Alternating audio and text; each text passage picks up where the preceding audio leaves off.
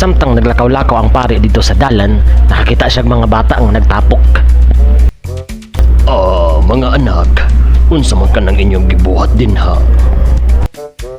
Kuan pader, nagkontisay kami pader kung kinsa ang makabuhat og dago kayo nga bakak ug ang makabuhat ni ana pader mo'y makaangkon aning itoy. Agoy, kabalo ba kamo mga anak nga ang pagpamakak usa ka dako nga sala? Kabalo ba kamo nga sa panahon sa akong edad nga pareha pa ninyo, dili gid ako kabalo mo himo og bakak? Mao ba pader? Murag ikaw gid ang makadaog aning itoy pader. Ikaw gid ang makadaog aning itoy pader. Puro hasti ho.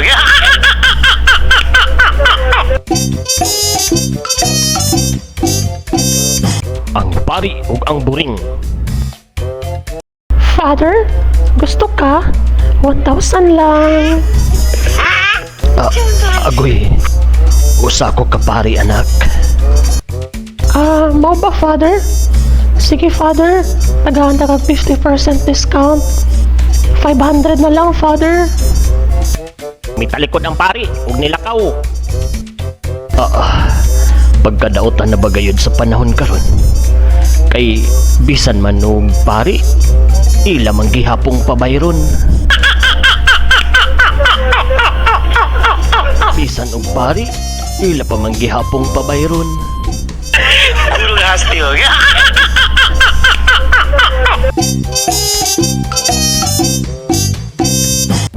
Samtang nagwali ang usa ka pastor, naay tawo nga gisaniban. Ako na ni nga lawas.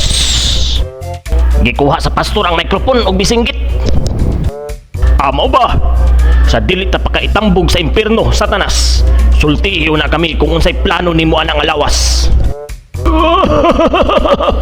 Ako ning padagon og 100 milyon sa luto. Miduol ang pastor dito sa gisaniban ug iyang gihunghungan. Balhin diri sa ako.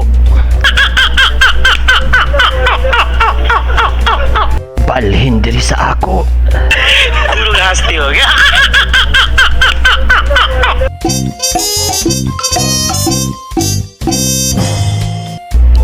Father John, na ako'y pangutanan nimo kung makakita ka og babae nga naghubo, unsa may imong buhaton?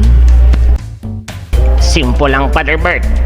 Ako lang piyongon ang akong duha ka mga mata. Iyon na pa, Father Bert. Kung ikaw pod makakita og babae nga naghubo, unsa man po'y imong buhaton? Parihara gyapon nimo, mamakak. Parihara gyapon nimo, mamakak. Puro hasti ho.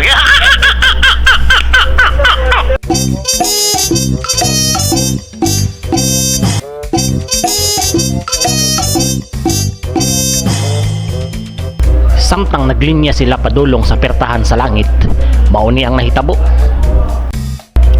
Brad, unsa man po'y imong trabaho dito sa kalibutan, sa katong buhi pa ka?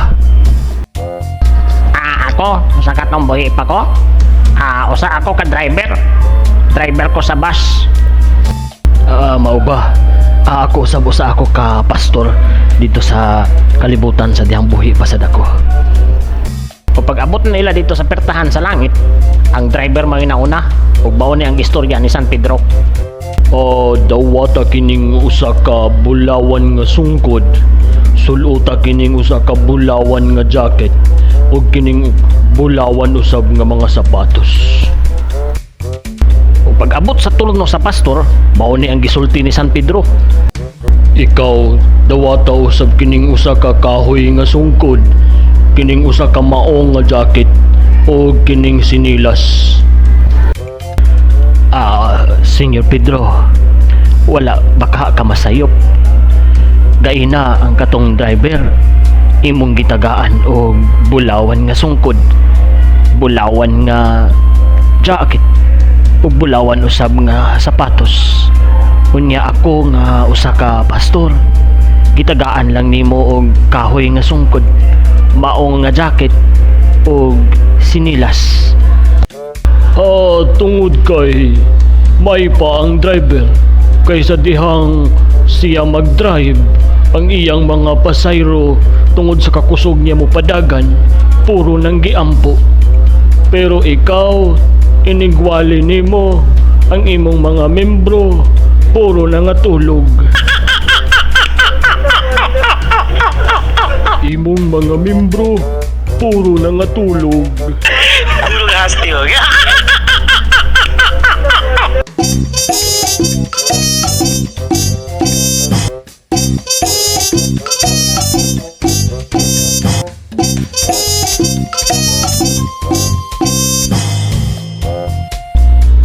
Dito sa impyerno, naitulo ka mga adik. Isa ka Amerikano nga adik sa babae, ug isa usab ka Hapon nga adik sa shabu, ug isa ka Pinoy nga adik sa sigarilyo. Pero gitagaan sila og chance nga malangit, pero sulod sa usa ka kondisyon. Ug mao kini ang kondisyon. Ikaw nga adik nga Amerikano nga adik sa mga babae, ibutang ko ikaw sa kwarto nga puno og mga babae ug inig-abot sa usa ka bulan. Kung dili nimo mahilabtan ang mga babae, malangit ka. Ug ikaw usab adik nga Hapon, ibutang ko usab ikaw sa kwarto nga puno og mga shabu. Ug kung dili nimo mahilabtan ang shabu sulod sa isa ka bulan, malangit ka. Ug ikaw usab usa ka adik nga Pinoy nga adik sa sigarilyo, ibutang ko usab ikaw sa kwarto nga puno og sigarilyo. Ug kung dili nimo matandog ang mga sigarilyo sulod sa isa ka bulan, malangit ka. Ug pag-abot sa isa ka bulan, ilang gipang bisitahan ang mga adik. Ikaw nga adik nga Amerikano nga adik sa mga babae, natintal ka gayud tungod kay imo mang gipanghilabtan ang mga babae. Ug ikaw usab adik nga Hapon nga naadik sa shabu, imo gyapon gipanghilabtan ang mga shabu. Uy, bilib gid ko nimo adik nga Pinoy, tungod kay sulod sa isa ka bulan wala man gid nimo matandog ang mga sigarilyo.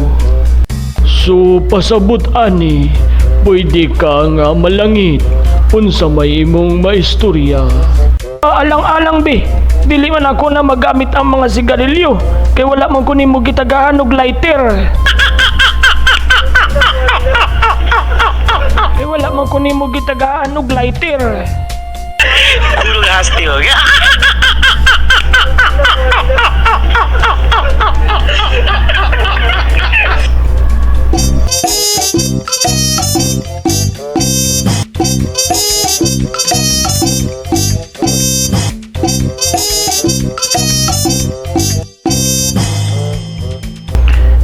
Karon nga adlaw mga sister, pwede mo nga mubuhat og sala.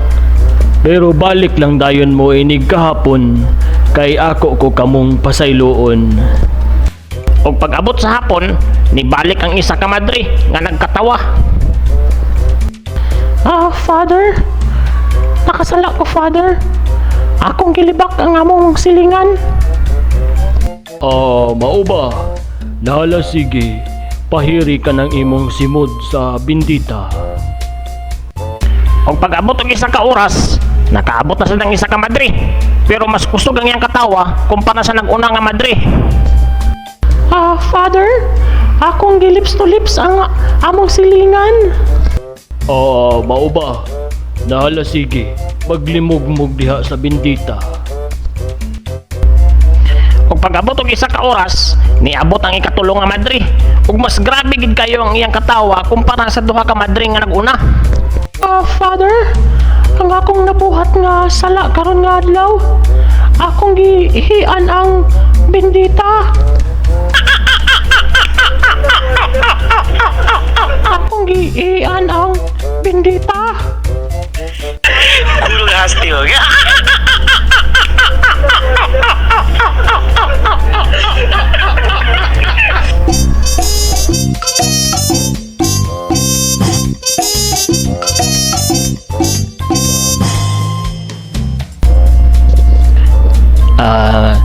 Mga kauban ako nga pastor, kita raman gid no, wala man gid atong mga membro din mag-sharing ta kung unsa nga sala nga hangtod karon ato pagid gihapon ginabuhat. Ako kung wala mo na sayod hangtod karon, gapatad paghihapon ko og loto. Ikaw Pastor Bert, unsa man pod ang imuhang sala nga ginabuhat hangtod karon? Ako Pastor Jan, ang sala nga ginabuhat gyapon nako hangtod karon kung wala mo na nga sayod. Gasigarilyo paghihapon ko. Yun na pa Pastor Kulas, na human naman mi og share ni Pastor Jan kung unsa ang mga sala nga among ginabuhat. Ikaw Pastor Kulas, unsa man pod ang sala nga imong ginabuhat hangtod karon? Ako, ang sala nga ako gapong ginabuhat hangtod karon, kining akong pagkatabian, excited na ko nga ipang tabi sa inyo mga membro kining inyong mga sala.